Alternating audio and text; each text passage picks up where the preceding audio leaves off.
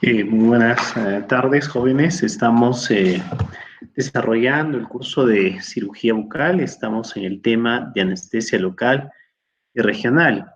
Y vamos a desarrollar justamente cómo son todos los protocolos de atención en cada una de las intervenciones para cada uno de los sectores, tanto el maxilar como de la mandíbula. Una definición que podamos manejar sobre el tipo de anestesia que se utiliza en odontología es el concepto de anestesia local y anestesia regional. Hay que diferenciar un poco los conceptos.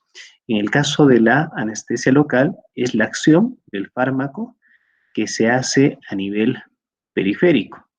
En cambio, la anestesia regional básicamente va a ser la insensibilización, pero de un área, ¿no? De un área o un territorio de inervación nerviosa, ¿no? Entonces, dos conceptos que nosotros manejamos. De alguna manera, una forma de diferenciar estos conceptos es que la anestesia local es realizada por anestesia infiltrativa.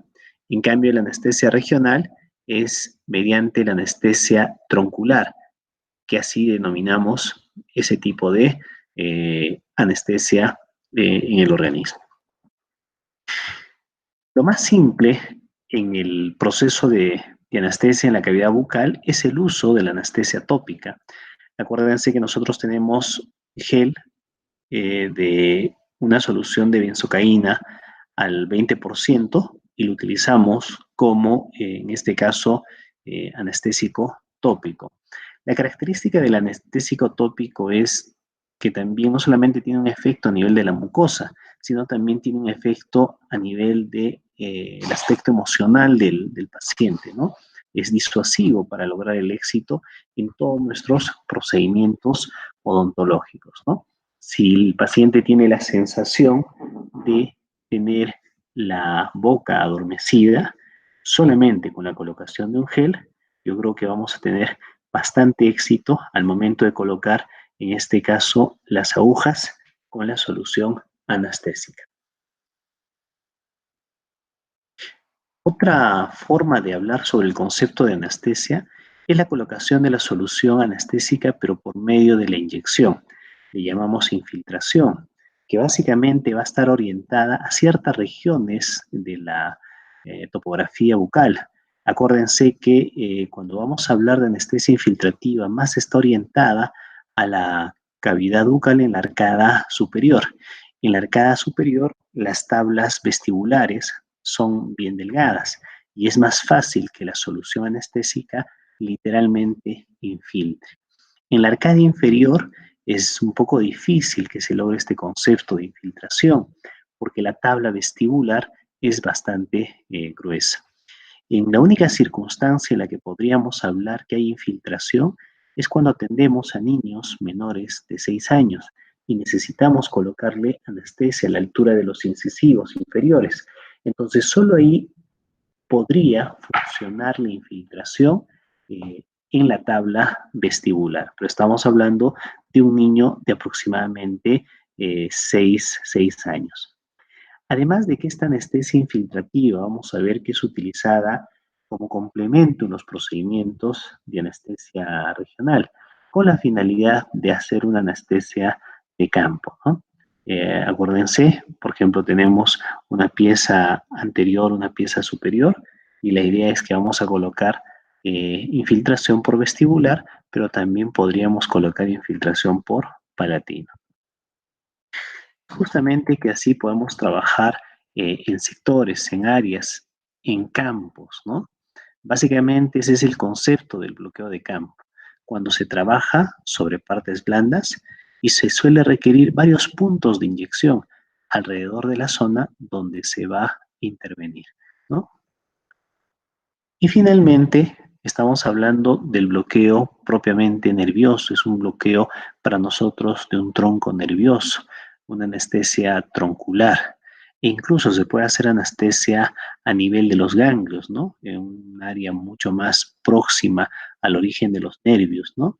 Pero en todo caso son técnicas de bloqueo nervioso que se hacen en diferentes sectores.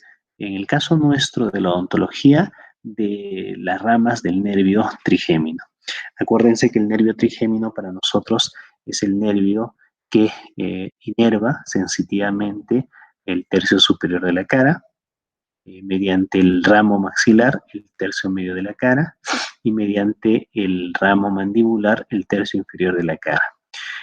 Solamente para ir adelantando un poco la explicación, el ramo superior, el ramo oftálmico, es un ramo sensitivo, el ramo maxilar es un nervio sensitivo y el ramo mandibular es un nervio sensitivo motor. Vamos a utilizar diferentes diseños de jeringas. El diseño más básico es nuestra jeringa metálica para cartuchos, pero que en la parte del émbolo tiene un arpón. El arpón va a permitir clavarse al émbolo del tubo anestésico y poder hacer aspirado. Otros diseños, como el que estamos observando aquí en la parte media, van a ser, en este caso, jeringas autoaspirantes, que tienen en este caso sus cartuchos preparados, ¿no? O las jeringas que se pueden presentar con resorte, ¿no? Una característica de estas jeringas con resorte es que el flujo se puede controlar y se puede hacer con una baja presión. Una baja presión controlada justamente por el resorte, ¿no? Es una alternativa para tratar de producir anestesias que no generen dolor o molestia al paciente. También tenemos en el mercado algunas jeringas de un solo uso, que son en este caso aplicadas con el cartucho convencional de la solución anestésica. Miren acá ustedes, tenemos el cartucho, la aguja y acá básicamente la jeringa de un solo uso, ¿no? Una vez que terminamos de utilizar, podemos eliminar el producto, ¿no? Eh, Probablemente va a ser una alternativa muy frecuente en la actualidad con el problema de salud por el que estamos atravesando. También hay alternativas en cuanto a la aplicación de anestesia mediante sistemas computarizados. El sistema WAT es un sistema que justamente garantiza un flujo constante y bajo una presión baja de la inyección de la solución anestésica. Una anestesia sin dolor. De todas maneras, recordando siempre la composición de nuestro cartucho de anestesia, tenemos básicamente los siguientes elementos disueltos en el agua destilada. Tenemos el principio activo, que es la lidocaína.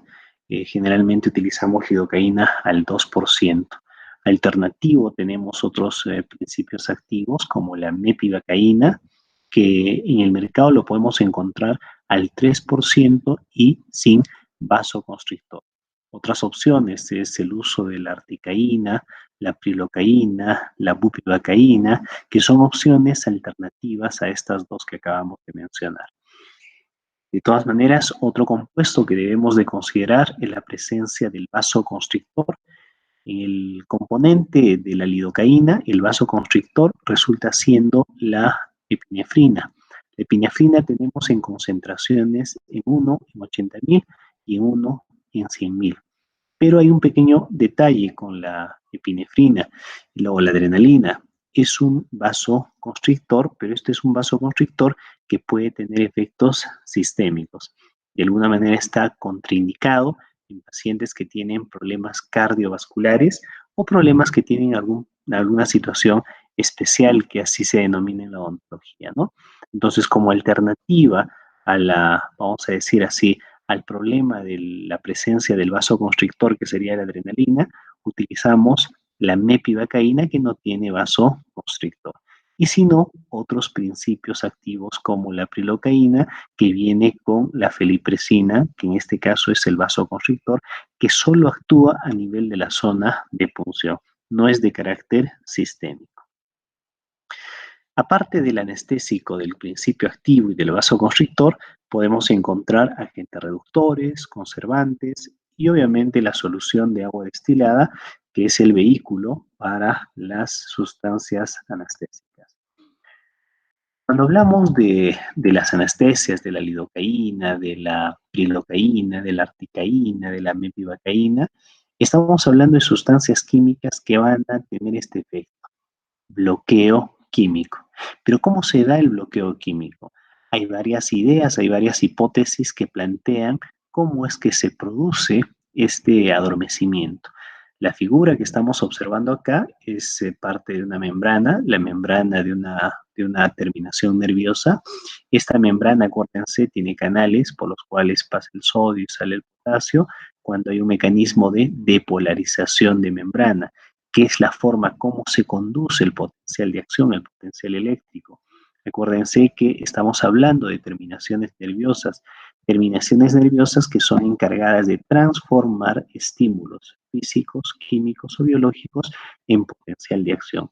¿Y cómo lo transmiten? Lo transmiten mediante, en este caso, saltos, ¿no?, a nivel de la membrana y produciendo el fenómeno llamado depolarización. Pero ¿qué hace el principio activo? El principio activo de la lidocaína, por ejemplo, en este caso es una hipótesis, lo que hace es una expansión de las paredes de este canal de la bomba de sodio-potasio. Entonces, si las paredes se expanden, no va a ser posible que el sodio entre y el potasio salga, y por ende se interrumpe el paso del potencial eléctrico. Y es una forma de evitar que siga saltando, en este caso, la corriente eléctrica y se siga conduciendo el potencial de acción. Entonces, un mecanismo de acción del anestésico local. Pero hay otras teorías.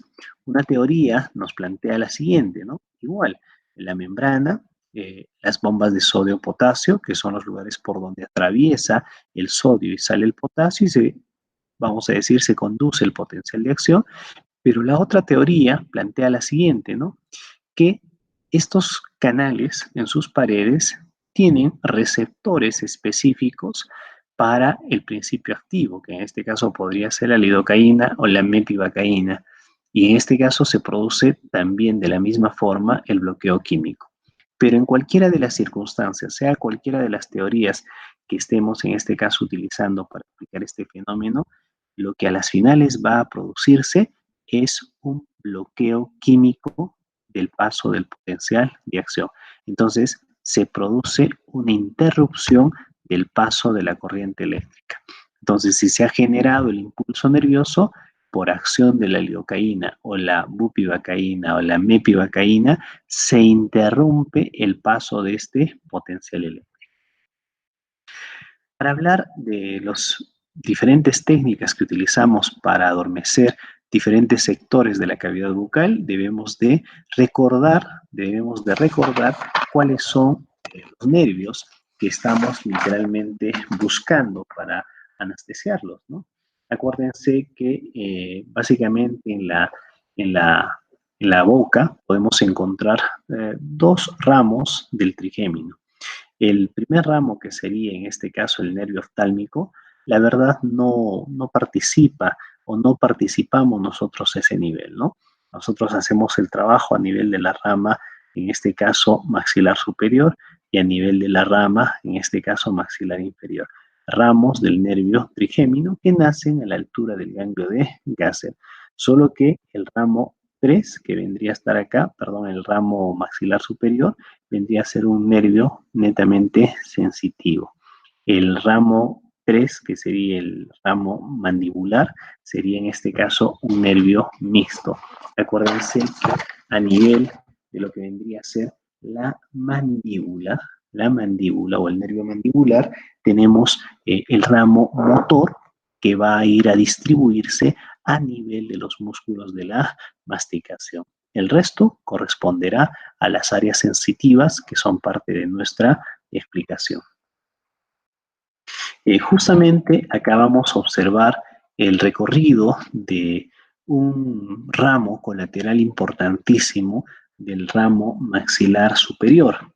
Acuérdense que antes de ingresar a la fosa infratemporal, el nervio maxilar superior emite un ramo, que es el nervio esfenopalatino. El nervio esfenopalatino es un nervio colateral del nervio maxilar superior, pero que se distribuye hacia la zona del paladar. ¿Pero cómo lo hace? Acuérdense que apenas se distribuye por el conducto esfenopalatino, emite tres ramos.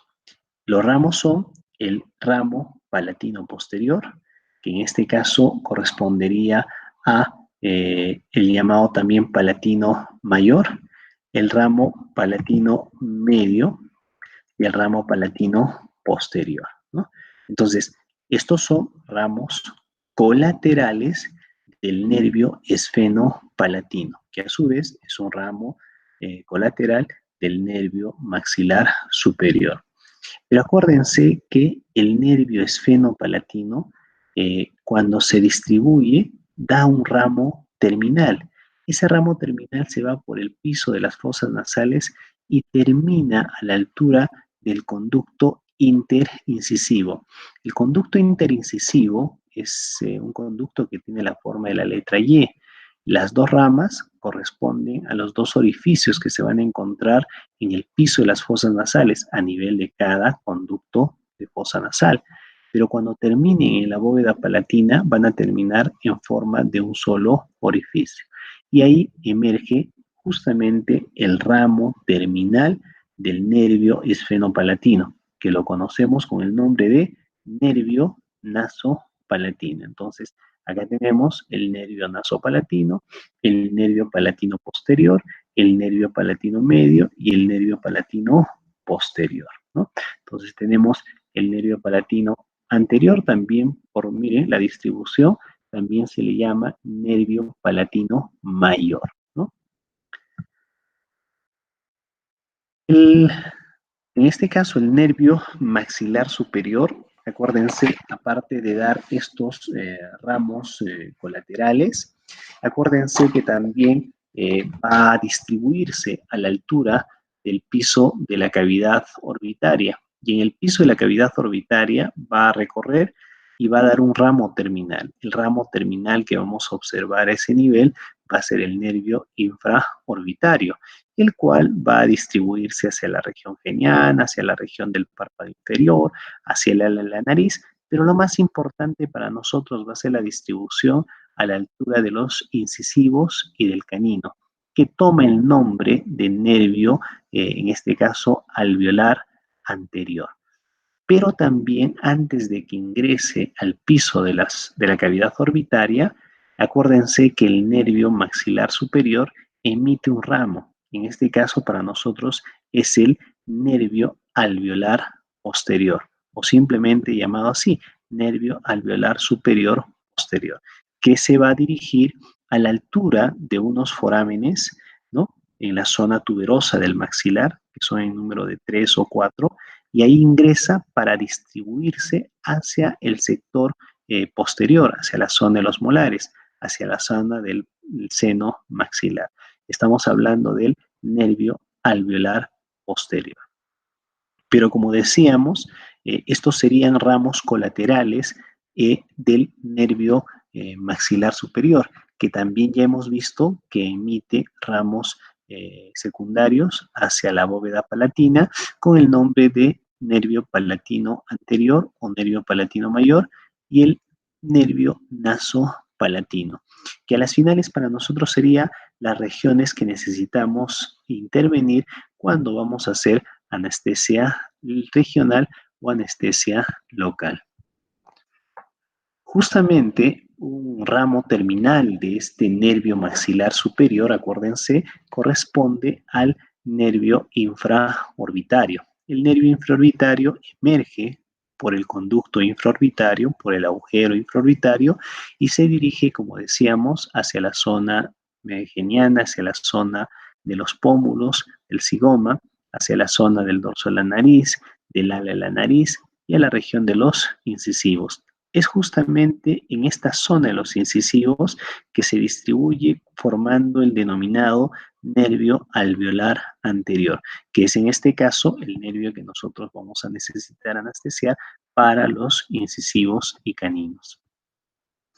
En el caso del nervio mandibular, que es la tercera rama del nervio trigémino, va a emitir una serie de ramos colaterales, ¿no? Como por ejemplo el nervio temporal profundo anterior. Pero para nosotros, los nervios que van a tomar importancia, que son ramos colaterales y ramos terminales de nuestro nervio mandibular correspondería al nervio bucal, al nervio, en este caso, alveolar inferior, el cual emite un ramito antes de su ingreso al conducto dentario inferior, que es el nervio lingual. Y en este caso hay un ramo que se podría también describir, pero que no es parte de nuestra, vamos a decir, de nuestra preocupación en el momento de hacer anestesia infiltrativa o anestesia regional a este nivel, que es el nervio milohioideo. Entonces hay una serie de ramos colaterales y ramos terminales de este nervio maxilar inferior, pero nos vamos a ocupar a las finales de estos ramos, del ramo bucal, del ramo alveolar inferior, del ramo lingual, que se va y se dirige incluso hasta las glándulas salivales, y el nervio mentoniano, que es parte del ramo terminal del, en este caso, nervio alveolar inferior, que se bifurca y a la altura del agujero mentoniano forma dos nervios, el nervio para los incisivos y el nervio mentoniano. En este caso, correspondería a sus ramos terminales de, en este caso, el nervio mandibular. En esta imagen podemos observar justamente el recorrido en una preparación cadavérica del nervio alveolar inferior, emitiendo ramos para la zona de los periápices de las piezas dentarias, de los molares, de los premolares, y a la altura del periápice de los dos premolares emerge en forma del nervio mentoniano, pero distribuyéndose hacia el sector anterior con el nombre de nervio incisivo inferior. Acá podemos observar justamente una preparación cadavérica, el recorrido del nervio alveolar inferior. Podemos observar también en esta visión clínica del recorrido del nervio alveolar inferior, pero que se ha hecho una preparación, ¿no? En una intervención para colocación de implantes, para no cortar, en este caso, el nervio alveolar. Lo que se ha hecho es una ostectomía de la tabla externa de la rama del cuerpo de la mandíbula. Se ha descubierto el recorrido del nervio alveolar inferior y lo que se ha hecho es retirarlo para poder colocar los implantes. Una vez que colocamos los implantes, soltamos el nervio, va a haber una pequeña parestesia durante un periodo de tiempo, pero no hemos dañado el nervio, en este caso alveolar inferior. Acá también se puede observar en una intervención de un tercer molar, acá está el lecho óseo, y estamos haciendo el colgajo, hemos observado el colgajo y estamos haciendo el desprendimiento, y se puede observar acá al fondo el recorrido del nervio lingual, que en este caso es parte de la intervención de un tercer molar retenido. Entonces, vayamos a ver justamente esos dos nervios, que para nosotros van a ser los más importantes en nuestros procedimientos quirúrgicos, ¿no? Hablar del nervio, básicamente, de alveolar inferior y del nervio lingual, que es un ramo que emite el nervio, en este caso, maxilar inferior, pero que acompaña próximo al nervio alveolar inferior y va a permitir distribuirse hacia el piso de la boca, hacia la parte de la encía, pero en este caso la encía está por lingual de toda la arcada inferior, pero también se va a distribuir hacia las glándulas salivales, ¿no? Cuando vamos a hacer nuestros procedimientos quirúrgicos, debemos de considerar siempre la preparación de un campo operatorio. Tenemos nuestra bandeja con los instrumentos necesarios para hacer la anestesia, nuestra jeringa y la forma apropiada o el manejo apropiado o la forma adecuada de agarrar el instrumento, y la colocación de anestesia tópica que habíamos mencionado es el primer paso que damos al momento de colocar en este caso, anestesia en cualquiera de sus modalidades que vamos a observar.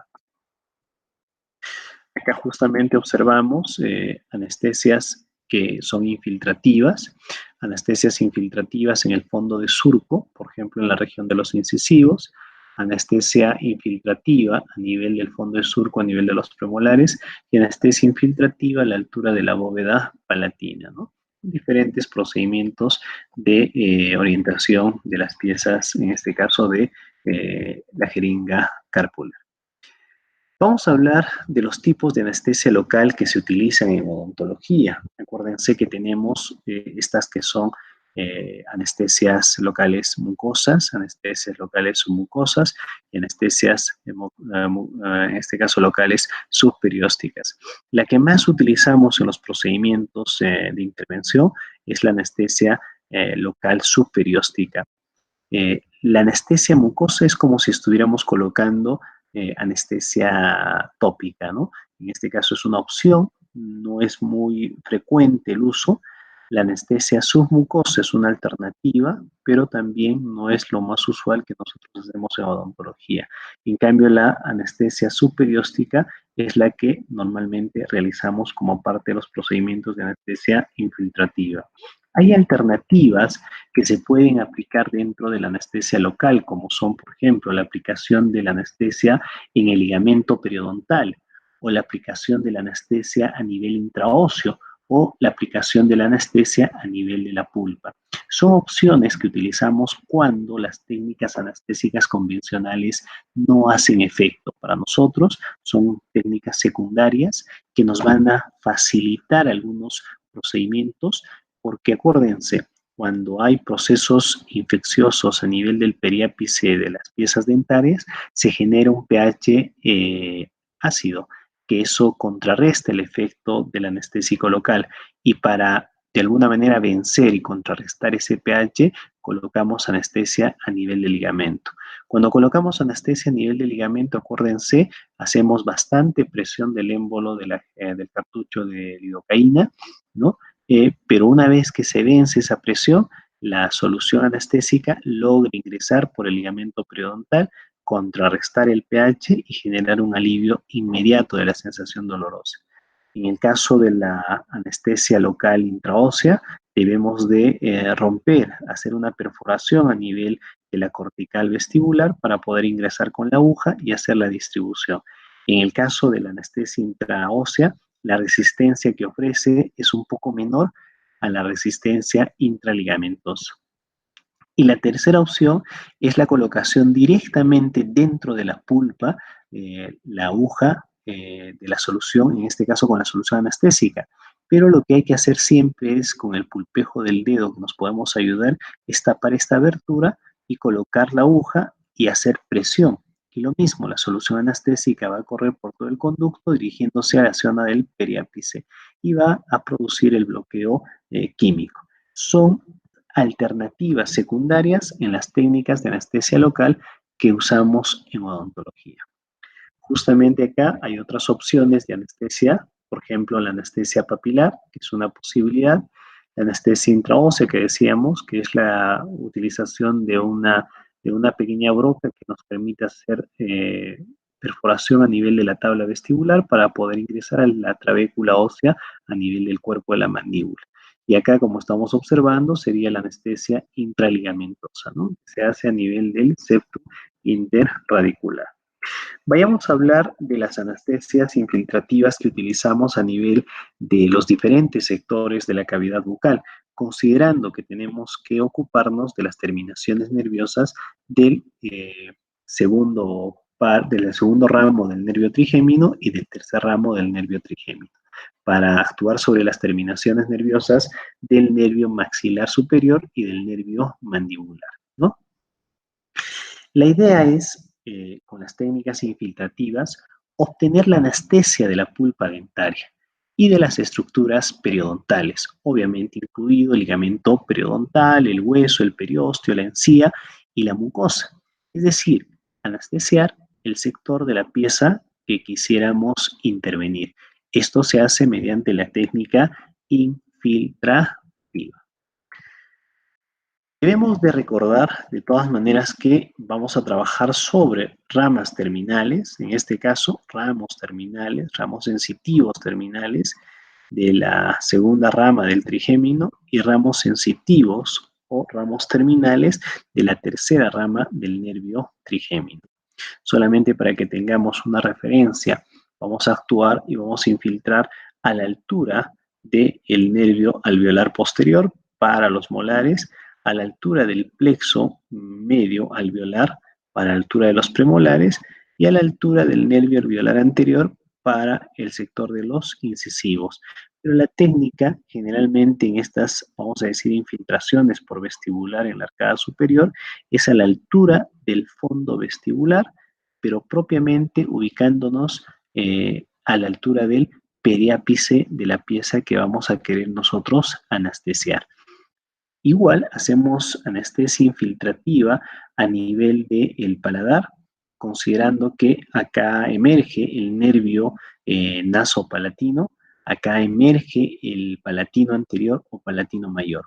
Una referencia que debemos de tener en cuenta al momento de anestesiar en la zona del paladar y recurrir a la infiltración es la siguiente. En el RAFE medio hay una zona de la mucosa del paladar que está muy insertado, está muy fijo, es una zona que no debemos de producir o no debemos de llegar a ese nivel a hacer infiltración. Otro punto es todo el collarín cervical que está a la altura del paladar, que aproximadamente es medio centímetro hasta 1 centímetro, no debemos de tocar porque es una zona que es muy adherida hacia la apófisis alveolar y es una zona donde la infiltración va a generar una sensación desagradable en el paciente. En cambio, la parte media que podemos encontrar acá es una zona de tejido un poco más laxo y entonces la anestesia va a ser un poquito más suave o más aceptada por el paciente. Una referencia que podemos tener es de este collarín, en este caso a nivel de la zona palatina y del RAFE medio, esa distancia en el medio es más o menos el punto donde podemos colocar infiltración en la arcada superior. En la arcada inferior, acuérdense, no toda la arcada inferior es posible hacer infiltración. Podemos colocar anestesia infiltrativa, pero no va a cumplir el propósito de anestesiar la pulpa, anestesiar el ligamento periodontal, anestesiar la cortical a ese nivel, por la sencilla razón que decíamos que la tabla vestibular en la mandíbula es dura, es ebúrnea y no permite la infiltración, ¿no? Si tuviéramos que hacer infiltración, es solamente para anestesiar la mucosa, por ejemplo, de la región vestibular de los molares, de los premolares, o por ejemplo, para anestesiar la zona lingual, la mucosa lingual, pero a la altura de las piezas en particular, ¿no? Podemos anestesiar, por ejemplo, la zona de los premolares por lingual, utilizando la técnica de anestesia infiltrativa, ¿no? Pero es una opción muy, en este caso, entrada en importancia, ¿no? Justamente lo que decíamos, hay algunas zonas problemáticas para la anestesia infiltrativa.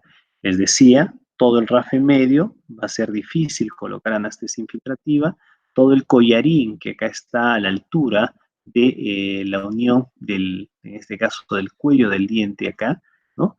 Con el paladar, es una zona que está muy fibrosa, está muy dura, muy fuertemente adherida a la cortical ósea. Entonces es una zona donde va a ser un poco difícil colocar la anestesia. Si colocamos, que es posible, pero va a generar una sensación muy desagradable en el paciente, ¿no? Porque la solución tiene que debridar y desprender, en este caso la mucosa de la cortical ósea. Y esa presión genera una sensación que el paciente confunde con dolor. Lo ideal sería de esta distancia del RAFE al collarín este que acabamos de mencionar, sería la distancia media, ¿no? Ahí sería nuestro punto de anestesiar en forma infiltrativa, por ejemplo, a la altura del segundo molar, del primer molar, del premolar o de los incisivos, ¿no? Lo propio a la altura de la zona lingual de los incisivos también es una zona donde difícilmente vamos a poder colocar anestesia infiltrativa por la sencilla razón que acá se encuentra la inserción de los músculos genioglosos y genioioideos, ¿no? Entonces van a ser zonas difíciles de colocar anestesia infiltrativa. Simplemente va a ser una zona problemática. Vamos a iniciar nuestra anestesia local mediante las técnicas infiltrativas. Acuérdense que si quisiéramos intervenir en cualquiera de las piezas de la arcada superior, está indicado las técnicas infiltrativas. Lo único que tenemos que buscar es lo siguiente, ¿no? Por ejemplo, la pieza que queremos intervenir ¿no es cierto? Por ejemplo, voy a intervenir este segundo premolar. Entonces lo que voy a hacer es ubicar el fondo de surco de esta pieza y a la altura del periápice voy a colocar la solución anestésica, ¿no? Y ahí, literalmente en ángulo de 45 grados con respecto a la cortical, con el bisel interno, introduzco, en este caso, la aguja, hinco la aguja y pegándome al hueso, descargo la solución anestésica, ¿no? Normalmente la cantidad de solución anestésica que podemos descargar es de aproximadamente 1 mililitro, ¿no? Y acuérdense que para poder intervenir cada una de las piezas en la arcada superior, tenemos que hacer anestesia de campo. ¿Qué hacemos? Colocamos anestesia infiltrativa a la altura del paladar de la pieza que queremos anestesiar. Si bien es cierto, el que va a lograr el efecto a nivel de la pulpa y del periodonto es la anestesia por vestibular, la anestesia infiltrativa por vestibular. En cambio, para cerrar el campo, como decimos, y de alguna manera cerrar el circuito nervioso, estaríamos haciendo la colocación de la anestesia por la zona palatina, ¿no? Y colocamos igual ángulo de 45 grados pegado a la cortical ósea entre, vamos a decir, la mucosa, que sea la mucosa más laxa, la mucosa más suave, porque acuérdense, en el RAFE es una mucosa muy dura, muy ebúrnea, ¿no? Muy insertada. El collarín que está pegado a cada una de las piezas dentarias también es una zona muy adherida, ¿no? Entonces, ¿qué hacemos? La distancia entre este collarín y la distancia entre el RAFE, un punto medio. Ahí es donde colocamos la anestesia infiltrativa. Entonces, las técnicas infiltrativas están indicadas para la arcada superior, que es así como podemos trabajar en cada una de las piezas dentarias. En el caso de las técnicas colaterales y técnicas que le podríamos llamar las técnicas tronculares, vamos a ver que hay técnicas para la arcada superior y hay técnicas para la arcada inferior. Ya no es anestesia infiltrativa, estamos hablando de la anestesia regional, ¿no? Pero a veces utilizamos este término que ya se ha prácticamente acuñado en los procedimientos de anestesia, en este caso local, es hablar de la anestesia troncular, ¿no? Entonces vamos a hacer anestesia troncular, pero el término técnico es anestesia regional. Y vamos a hacer anestesia regional para el nervio nasopalatino, para el nervio palatino anterior, para el nervio infraorbitario, para el nervio alveolar superior anterior y para el nervio alveolar superior posterior. En cambio, en la mandíbula vamos a hacer anestesia, en este caso regional, para el nervio alveolar inferior, para el nervio lingual, para el nervio bucal, para el nervio mentoniano y también para el nervio incisivo, ¿no? Justamente acá en esta imagen podemos observar diferentes zonas en la arcada superior, obviamente para el maxilar superior, para poder hacer el bloqueo nervioso, ¿no? De la región. Por ejemplo, miren, tenemos acá el sector de los incisivos. Si queremos anestesiar este sector, estamos yendo a anestesiar un ramo colateral del nervio maxilar superior, que acuérdense, en este caso sería un ramo terminal, el nervio alveolar anterior. En el caso, por ejemplo, de los molares, el tronco nervioso que vamos a anestesiar es el nervio alveolar posterior, ¿no? Pero acuérdense que los plexos del nervio alveolar posterior con los plexos del nervio alveolar anterior forman el plexo medio, que en este caso sería el alveolar medio, ¿no? Y lo propio, ¿no? Acuérdense, cuando voy a hacer la anestesia regional del nervio alveolar anterior, parte de los premolares van a ser anestesiados.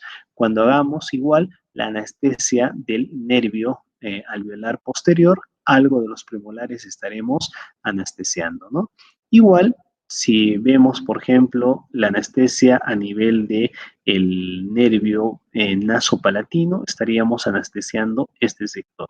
Y si estuviéramos actuando sobre el nervio palatino anterior o llamado nervio palatino mayor, estaríamos actuando sobre el sector posterior, ¿no? Y en el caso de los nervios palatinos medios y posteriores, acuérdense que se va hacia la zona del velo del paladar, pilar anterior de la amígdala, propiamente a la altura del paladar blando, que la verdad no es una zona que vamos a desear anestesiar porque podría ser un poco incómodo para el paciente. En el caso de la mandíbula, igual o propio, vienen acá los diferentes sectores que podemos lograr. Por ejemplo, ¿no? Si queremos anestesiar cada una de las piezas dentarias, acuérdense, si queremos anestesiar cada una de las piezas dentarias, y colocamos la solución anestésica a la altura del nervio alveolar inferior, ¿no? Si queremos anestesiar, por ejemplo, lo que vendría a ser la región del mentón, la región mentoniana y los labios también, en este caso colocamos a la altura del agujero mentoniano. Si queremos anestesiar la zona del vestíbulo, en especial la mucosa yugal, la zona vestibular de los molares, o colocamos en este caso la anestesia a nivel del nervio bucal. Y finalmente, acuérdense que si colocamos junto al nervio alveolar inferior, también estaremos anestesiando toda la zona propiamente lingual de la arcada inferior, incluida el dorso de la lengua, a nivel de lo que vendría a ser los 2/3 anteriores de la lengua, ¿no? Que es la inervación sensitiva por el ramo lingual. Para hablar de la técnica para el nervio nasopalatino, acuérdense que estaríamos buscando el agujero palatino, en este caso, el conducto nasopalatino, ¿no? Acuérdense que este conducto nasopalatino tiene como punto de referencia la papila interincisiva. Para nosotros es una referencia anatómica que se encuentra por detrás de los incisivos. Aproximadamente la distancia es 0,5 centímetros de lo que vendría a ser el cíngulo de los incisivos, ¿no? Ahí está lo que vendría a ser la papila interincisiva, ¿no? La idea para colocar esta anestesia al nervio palatino, al nervio nasopalatino, es pedirle al paciente que lleve la cabeza hacia atrás. Para nosotros es una hiperextensión de la cabeza, ¿no? Cuando el paciente hace esa hiperextensión, le pedimos que abra la boca al máximo, ¿no? Y ahí vamos a poder visualizar toda la región del paladar. Pero cuando vamos a ingresar nosotros con la aguja, debemos de ingresar siguiendo prácticamente esta dirección, ¿no? Si los dientes incisivos tienen un eje de inserción, nuestra aguja tiene que entrar con ese eje de inserción.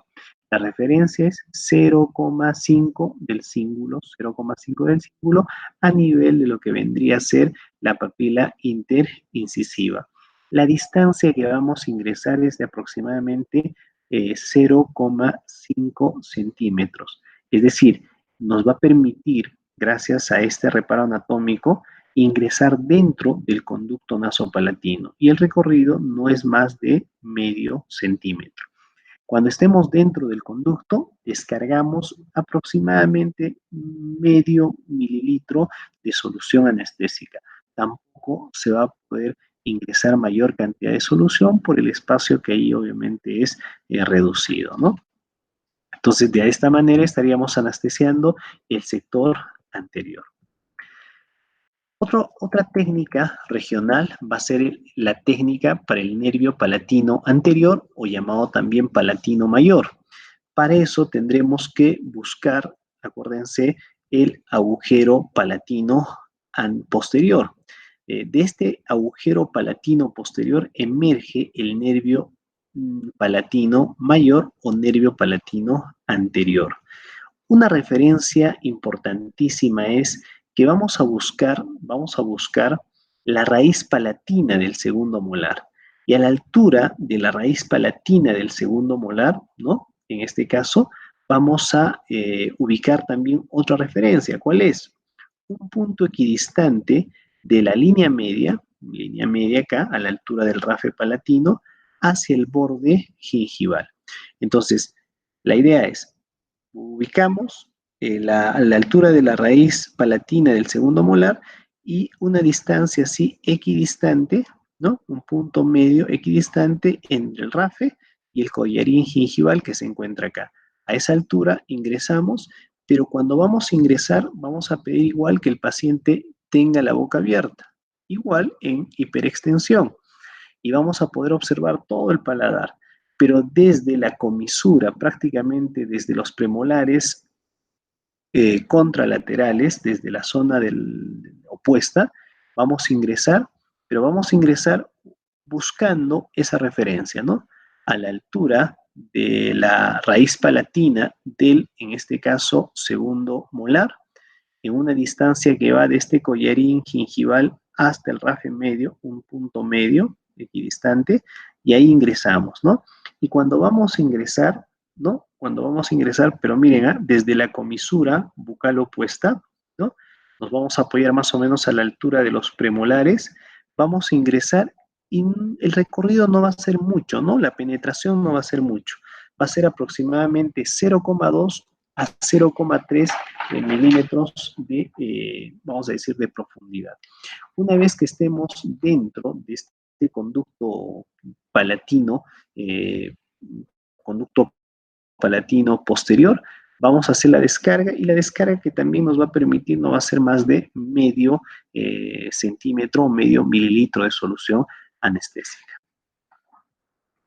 Vayamos a ver la técnica regional para el nervio infraorbitario.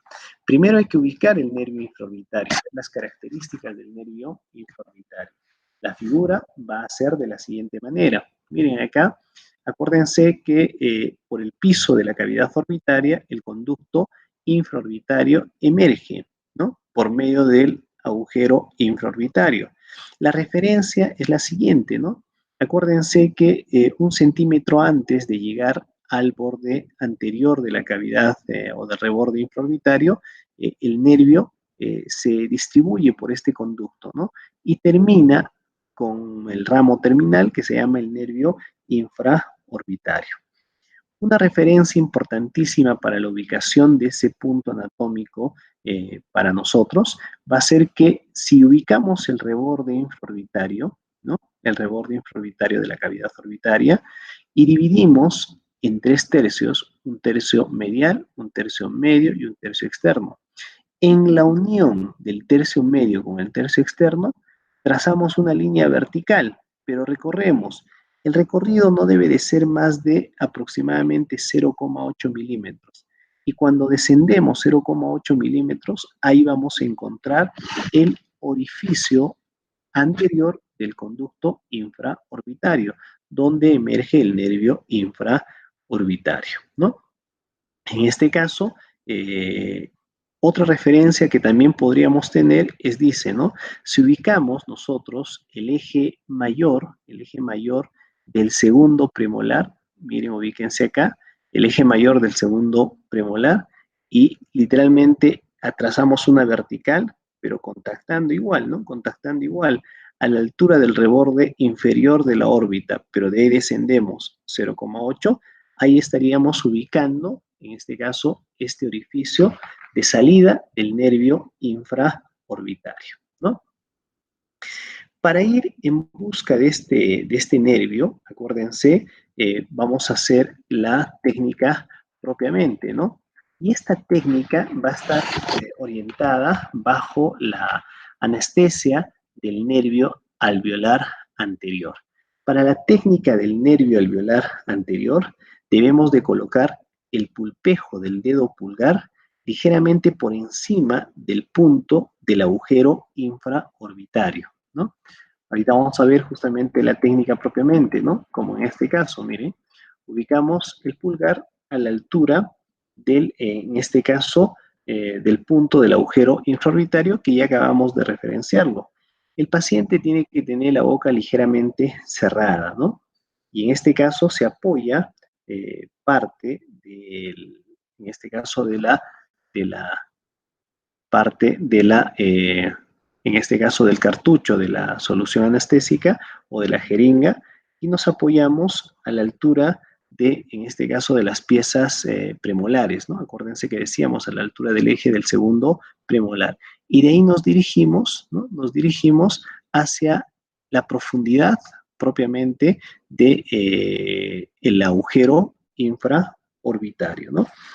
El recorrido que vamos a tener es aproximadamente 1 a 1,5 centímetros, esto a la altura del fondo del surco vestibular. Y cuando lleguemos al agujero infraorbitario debemos de descargar aproximadamente 1 mililitro de solución anestésica para lograr anestesiar todo el sector, en este caso anterior, incluidos los caninos, incluidos los incisivos. Hay una técnica de colocación extraoral en este caso, el anestesiar el nervio infraorbitario. Pero la idea de esta técnica es que necesita una aguja de más calibre y se utiliza pues la zona de la piel para poder inyectar. La referencia sigue siendo la misma, ¿no? Ubicamos el reborde de la órbita y la distancia, en todo caso, del tercio medio con el tercio interno a esa altura, y recorremos más o menos un 0,8 milímetros del reborde orbitario. Y ahí, literalmente, en forma perpendicular, inyectamos la solución anestésica. Pero es una técnica que no es muy usada dentro de la atención odontológica. Otra técnica anestésica, principalmente para el sector de los molares, en el sector posterior, es la anestesia regional del nervio alveolar superior posterior. Para esta técnica hay que llegar, dice, delante, la idea con la aguja, como estamos observando, es llegar delante de la fosa pterigo-maxilar, que es una referencia donde el nervio, en este caso maxilar superior, emite sus ramitos en número de 3, de 4, que son los nervios alveolares posteriores. Entonces debemos de llegar a la altura de lo que vendría a ser la fosa pterigo-maxilar. Esto un poco por delante, en este caso se encontraría la zona tuberosa del maxilar superior, ¿no? Donde vamos a encontrar, como decíamos, aproximadamente unos forámenes que van a ingresar para distribuirse al sector de los molares. Si quisiéramos ubicar este punto de referencia para inyectar y hacer la anestesia alveolar del nervio alveolar posterior, tenemos que ubicar el plano oclusal, ¿no? El plano oclusal, generalmente utilizamos el tercer molar, ¿no? Y del tercer molar vamos a decir así, nos ubicamos unos 2 o 3 centímetros por encima, ¿no? Y a ese nivel es donde debemos de llegar, ¿no? En este caso, básicamente, para anestesiar el nervio alveolar posterior, ¿no? Si quisiéramos diferenciar con la técnica infiltrativa, la técnica infiltrativa basta que llegues al periápice, ¿no? A la punta de la raíz del diente. El recorrido, si te vas a dar cuenta, no es más de 1 centímetro.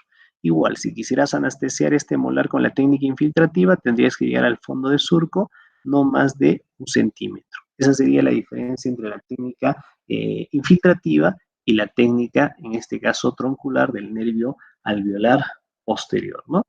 Para lograr esta técnica, el paciente tiene que estar con la boca ligeramente cerrada, ¿no? La idea es evitar, acuérdense acá en la parte anterior, va a estar ubicada la apófisis coronoides, que es en este caso un reparo anatómico de la mandíbula, con la cual obviamente podemos encontrarnos a este nivel. Entonces, para evitar eso, el paciente tiene que estar ligeramente con la boca cerrada, ¿no? Con el espejo podemos retirar la comisura bucal, y llevarlo un poquito hacia afuera, y eso nos va a permitir la visibilidad de este fondo, en este caso de surco vestibular.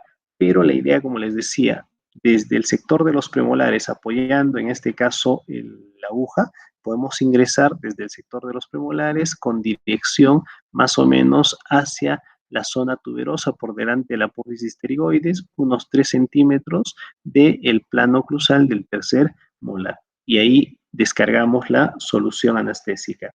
La punción, obviamente, la punción va a recorrer aproximadamente unos 2, en este caso, centímetros para llegar a la zona de la descarga de esta solución, ¿no? La idea es descargar aproximadamente acá un cartucho, 1.5, 1.8 mililitros de solución anestésica. Para el nervio o para la región mandibular, acuérdense, para la inervación o para la anestesia de los nervios de la mandíbula, lo que vamos a realizar es básicamente ubicar algunos nervios que corresponderían básicamente a los nervios que nosotros pretendemos anestesiar. Acuérdense que estamos hablando del nervio alveolar inferior, del nervio lingual, del nervio bucal, del nervio mentoniano, pero para eso tenemos que ubicar ciertos puntos de referencia. Un punto de referencia importantísimo, por ejemplo, es ubicar, en este caso, lo que vendría a ser el músculo pterigoideo interno. Otro punto de referencia importantísimo, por ejemplo, es parte del músculo temporal, que es, acuérdense, en la cresta temporal, es la que se va a insertar. También es importante ubicarnos con el músculo pterigoideo, en este caso externo, y también el pterigoideo interno, y la arteria. Hay una arteria que es importantísima, que está relacionada a este nivel, que es la arteria maxilar interna, la cual debemos de evitar en algunas técnicas, al menos las técnicas extraorales, ¿no? Pero vayamos a ver justamente estas referencias. Un punto de referencia importantísima para la anestesia del nervio maxilar inferior es la ubicación de la espina de Spee.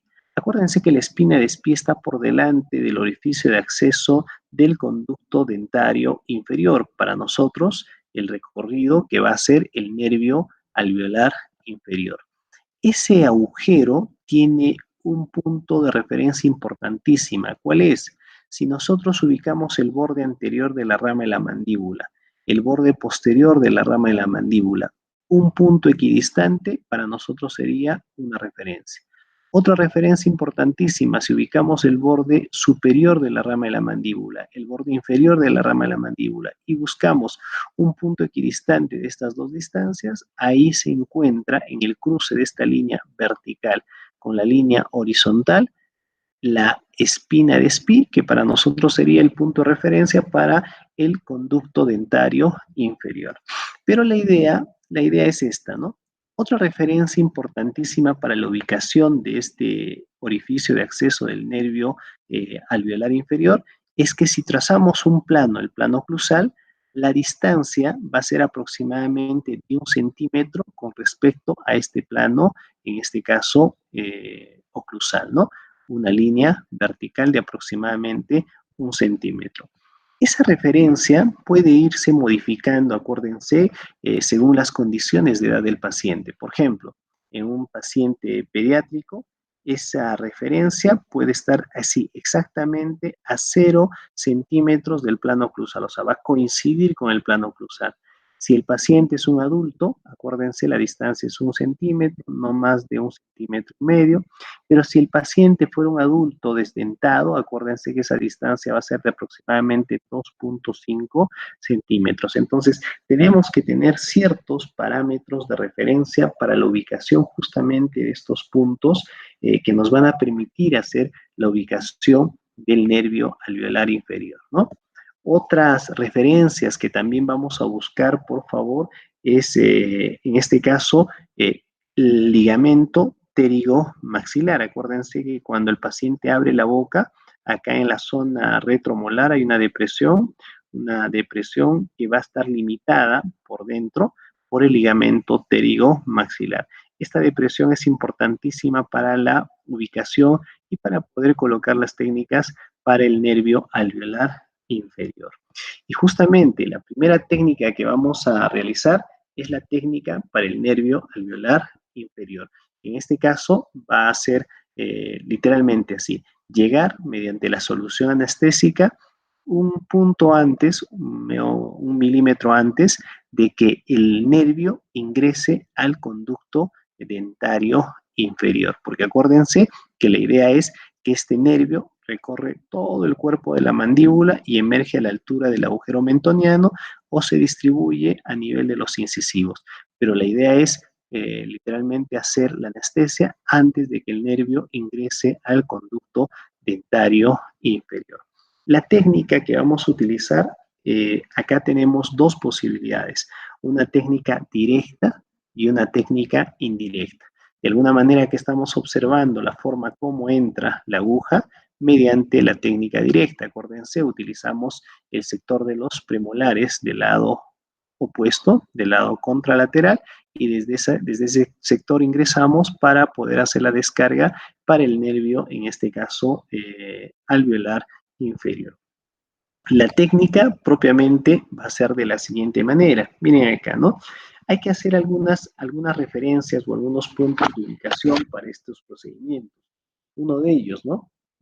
Para la técnica directa es la colocación del dedo índice a esta altura, ¿no? Hacia la altura de la cara vestibular de los molares y de los premolares, de tal manera que ubicamos, vamos a ponerlo así, el dorso del dedo mirando hacia la cara vestibular de los molares y de los premolares. Y la parte, vamos a ponerle palmar del dedo, en este caso la parte interna del dedo, va a mirar o va a pegarse hacia, en este caso, la mucosa bucal o la mucosa yugal a nivel de este fondo de surco vestibular, ¿no? Y la idea es, cuando coloquemos el pulpejo del dedo, debemos de colocarlo para tocar, la idea es tocar la línea oblicua interna. Entonces, de esta manera vamos a poder tener algunos puntos de referencia. El punto de referencia más importante que vamos a poder encontrar es que una vez que descansemos el dedo, ¿no?, sobre este fondo de surco hasta la zona retromolar, apoyándonos literalmente en la línea oblicua interna a este nivel, ¿no?, vamos a tener que ubicar así, a la mitad de la uña, un punto de referencia, ¿no? Que si te das cuenta sería un punto ubicándonos en un plano vertical. Pero también vamos a ubicarnos de la siguiente manera. Para ubicar esa línea, ese punto medio de la uña, nos vamos a ubicar por encima del plano oclusal, acuérdense, 1 centímetro aproximadamente. Entonces ya tenemos un punto de referencia para poder ubicar, si te das cuenta, prácticamente orientado en los dos planos del espacio. Y desde la parte opuesta, a la altura de los premolares, vamos a ingresar, ¿no? Vamos a ingresar, pero tomando esta referencia. Acuérdense que acá está el ligamento pterigo maxilar. Entonces, por fuera del ligamento pterigo maxilar, ubicando ese punto medio de la uña que acabamos de colocar nuestro dedo, 1 centímetro por encima del plano oclusal, y lo que hacemos es ingresar con la aguja, y la penetración de la aguja va a ser de aproximadamente 2.5 centímetros. Cuando descansemos sobre el hueso, prácticamente, ahí debemos de hacer la descarga de la solución anestésica. Pero cuando lleguemos al hueso, debemos de descargar aproximadamente medio mililitro de solución anestésica. ¿Por qué? Inmediatamente retiramos solamente 1 o 2 milímetros, o sea, casi nada, y descargamos el resto de solución anestésica. Entonces, de esa manera vamos a hacer la anestesia de dos nervios, del nervio alveolar inferior y del nervio lingual, porque con la técnica intrabucal directa podemos anestesiar en forma paralela los dos nervios, tanto el nervio, en este caso alveolar inferior, como el nervio lingual. Esa sería la técnica que utilizamos en forma directa. Acá, por ejemplo, en el esquema podemos observar la ubicación, miren, del pulpejo del dedo, apoyándonos a nivel del fondo de surco hasta tocar la cresta, en este caso la rama anterior de la rama de la mandíbula, el borde anterior de la rama de la mandíbula. Si te das cuenta, el pulpejo del dedo está mirando el dorso hacia la cara vestibular de los molares. La parte pulpar o la parte palmar está mirando hacia la rama de la mandíbula. Entonces, de ahí un medio centímetro, ¿no es cierto? Medio centímetro, pero desde el lado opuesto de los premolares. Ingresamos, el ingreso va a ser aproximadamente 2.5 centímetros y vamos a llegar exactamente a la altura de la espina de Spee. Y ahí hacemos la descarga. Esta técnica que estamos observando es una técnica que se llama así directa, pero es una técnica que está un poco por encima de la región, en este caso, que queremos anestesiar, pero es la técnica directa troncal del nervio alveolar inferior. Podemos hacer la misma técnica ubicándonos de la siguiente forma, ¿no? Ya no colocamos el pulpejo del dedo. Otra forma para la ubicación es simplemente la colocación de un espejo a la altura del borde de la rama de la mandíbula. Esto con la finalidad de evitar de repente accidentes en el momento de colocar la aguja, ¿no? Pero tomamos otra referencia. La referencia que vamos a tomar, acuérdense, la referencia corresponde a esta foseta, le llamamos así foseta pterigo-temporal, o simplemente a lo que vendría a ser la depresión que se encuentra por fuera, miren acá, de lo que vendría a ser el ligamento pterigo-maxilar. Acá está el ligamento pterigo-maxilar y acá está la foseta. A esa altura recorremos aproximadamente medio centímetro y ahí hacemos la punción, ¿no? Esta va a ser la técnica troncular directa, pero baja. Lo mismo, desde la parte opuesta de los premolares ingresamos y vamos a llegar, obviamente, al agujero de acceso, justo hacia el agujero de acceso del nervio dentario inferior, y ahí hacemos la descarga. ¿Cuánto vamos a descargar? Aproximadamente más de, en este caso, 1 mililitro, aproximadamente 1,5 mililitros de solución anestésica. La otra técnica que vamos a recurrir en las técnicas de anestesia del nervio alveolar inferior es la técnica intrabucal indirecta. ¿Cómo es la técnica intrabucal indirecta? Nos vamos a ubicar ya también a la misma altura, sí, miren, a la misma altura de las piezas que queremos anestesiar. Colocamos prácticamente apoyándonos así en toda la cara oclusal de los molares y los premolares del lado que queremos anestesiar, le llamamos los molares homolaterales, ¿no?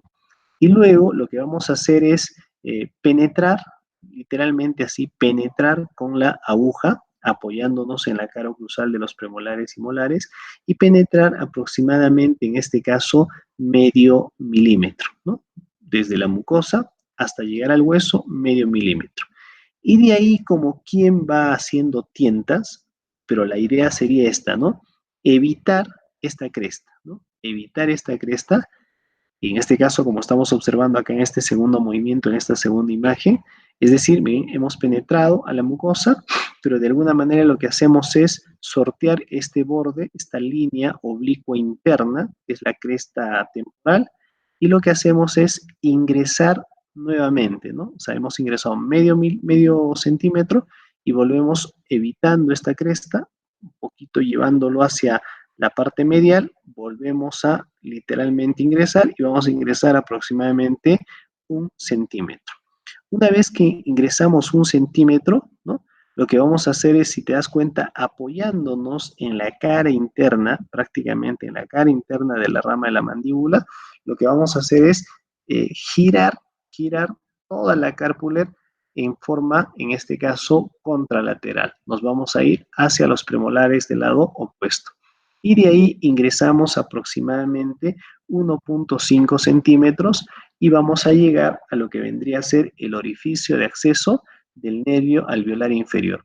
Esta técnica intrabucal, la verdad, es mucho más fácil, pero tiene que ser realizado así, ¿no? Ingresas y literalmente te apoyas en el hueso.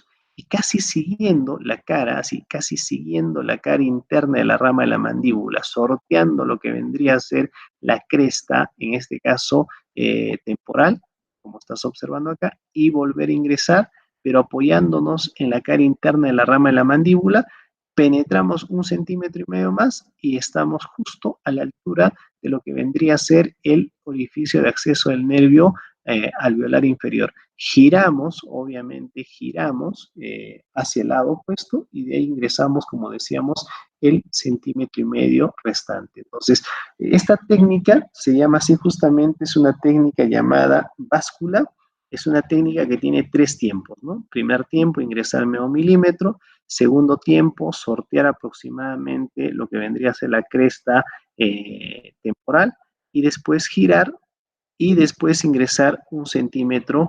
Y ahí vamos a entrar a la altura de lo que vendría a ser el nervio alveolar, en este caso inferior. Con la técnica, tanto directa o indirecta del nervio alveolar inferior, se logra la anestesia también del nervio lingual. Entonces, con una sola inyección, logramos la anestesia de 2 nervios, del nervio alveolar inferior y del nervio lingual. Si quisiéramos trabajar sobre el nervio bucal, la técnica para el nervio bucal se realiza de la siguiente manera. Acuérdense ustedes, ¿no?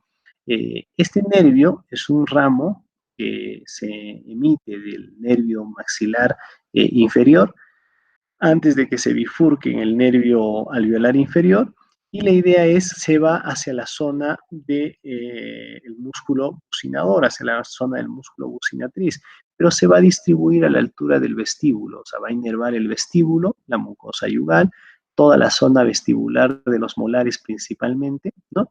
Entonces, la técnica va a ser de la siguiente manera, ¿no?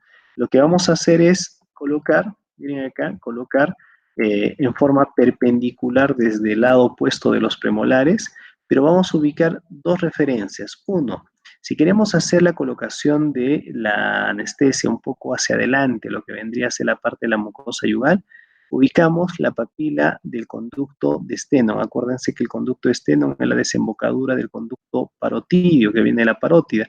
Entonces, de ahí descendemos aproximadamente así, hacia abajo y hacia atrás, hacia abajo y hacia atrás, aproximadamente 1 centímetro. Y de ahí, literalmente en forma perpendicular en la mucosa yugal, ingresamos aproximadamente también 1 centímetro y hacemos la descarga de la solución anestésica, ¿no? Esa es una técnica, ¿no? La otra técnica es irte un poquito más hacia atrás, a la altura del borde anterior de la rama de la mandíbula, como estás viendo acá, miren, a la altura del borde anterior de la rama de la mandíbula, 1 centímetro por encima del plano cruzal, como estás observando acá, y lo que hacemos es colocar justamente así, coincidiendo con el borde anterior de la rama de la mandíbula, y ahí hacemos la descarga de la solución anestésica. Cuando hace la descarga de la solución anestésica, logras anestesiar el nervio bucal. Para nosotros sería la zona vestibular de los premolares y de los molares, principalmente de los molares y la zona de los carrillos, ¿no? Otra técnica que necesitamos realizar para la región de la mandíbula, acuérdense, es la anestesia del nervio mentoniano. En este caso es mucho más simple, ¿no? Va a parecer una técnica infiltrativa, pero lo que vamos a hacer es desde, en este caso así, miren, ubíquense, los premolares, y lo que vamos a hacer es en el fondo del surco vestibular, pero a la altura del periápice de los premolares. Pero la dirección puede ser que la aguja y el cartucho de lidocaína venga desde vestibular, ligeramente adelante y hacia afuera, e ingresar, vamos a decir así, pues ingresamos hacia, vamos a poner así, miren la orientación, hacia adentro, hacia abajo y hacia atrás. En ese sentido, ingresamos, como estamos observando acá, y descansamos sobre la cortical ósea, ¿no? Como si fuera una infiltrativa, ¿no? Pero un poquito más hacia abajo, porque está a la altura del periápice de los premolares. Y ahí hacemos la descarga. Una vez que hagamos la descarga, la solución anestésica va a generar un aumento de volumen a esta zona. Entonces, soltamos el labio y lo que hacemos es presionar con el pulpejo de los dedos esta región, ¿no? Y de esa manera vamos a anestesiar el nervio, en este caso mentoniano. Pero casi, vamos a decir así, la misma técnica del mismo nervio mentoniano puede ser aplicada para el nervio incisivo inferior, porque acuérdense, ¿no? Cuando el nervio alveolar venía acá, el nervio alveolar venía acá por el conducto alveolar o por el conducto dentario inferior, cuando llegaba a la altura de los premolares se bifurcaba y se bifurcaba formando el nervio mentoniano y formando el nervio para los incisivos. Para los incisivos se va para el sector de los incisivos y del canino. En cambio, para el nervio mentoniano se va para la zona de la borla del mentón, para el labio inferior. Entonces, la figura sería de la siguiente manera, dirigiéndonos desde la parte posterior, como están observando, miren, posterior. Desde la parte de arriba y desde atrás, nos dirigimos así, miren, hacia adentro, ¿no? Hacia adentro, hacia adelante y hacia abajo, ¿no? Otra vez, hacia abajo, hacia adelante y hacia adentro. De tal manera que la aguja, si tú lo ubicas en un plano horizontal, va a estar aproximadamente 45 grados con respecto a la cara vestibular. O si lo ubicas en un plano frontal o sagital, sería así también 45 grados con respecto al eje vertical. Entonces, miren, desde atrás, desde afuera y desde arriba, te diriges justo también a la altura del agujero mentoniano, pero en este caso con dirección hacia el nervio incisivo inferior. Prácticamente es como si estuviéramos anestesiando el nervio mentoniano, pero la orientación, la dirección es también desde atrás, de hacia arriba y desde la parte posterior. En cambio, para el nervio mentoniano sería de adelante, ¿no? Desde la parte de adelante, desde la parte de afuera y desde la parte externa, ¿no? Y desde ahí te diriges hacia abajo, hacia atrás y hacia adentro, ¿no? Para el nervio mentoniano. En cambio, para la rama, en este caso dentaria, para el nervio incisivo inferior, en este caso vendríamos desde afuera, desde atrás y desde, en este caso, desde arriba, ¿no? Entonces, de esa forma estamos anestesiando todos los ramos colaterales de lo que vendría a ser el tercer, vamos a decir así, la tercera rama del nervio trigémino y la segunda rama del nervio trigémino. En la parte práctica vamos a poder realizar de todas maneras las explicaciones un poco más explícitas al respecto. Eso sería todo. Muchísimas gracias, jóvenes.